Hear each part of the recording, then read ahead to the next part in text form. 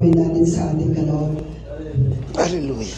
Hallelujah, O God. Maraming salamat po, Panginoon, sa kaloob nito, Panginoon, na binigay po ng aking mga kapatid, Panginoon. Pagpalayo ito, Panginoon, ng siksik-lig-lig at umapaw, O Lord Jesus.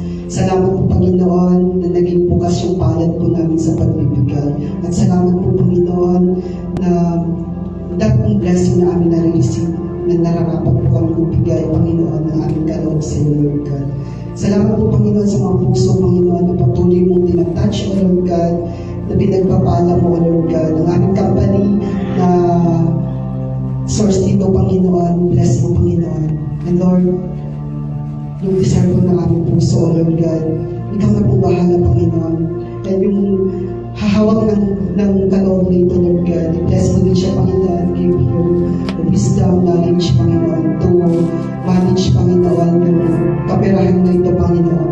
And praise you, Panginoon, dahil isang patotoo, Panginoon, na yung mga finances ay nagagamit po ng tama dahil yung church po, Panginoon, yung ganda-ganda, O Lord God. Salamat, Panginoon. Salamat at patuloy mo i-bless, Lord, ang mga hindi nakapagbigay, O Lord God.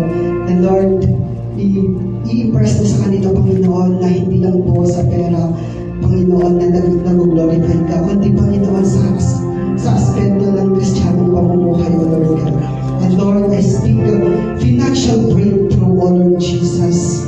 And I speak, Panginoon, blessing at blessing, O Lord Jesus. Salamat po, Panginoon, binibigay po namin ang mga kaloob na ito. At talagang po, Panginoon, ay bahala. In Jesus' name, Amen and Amen.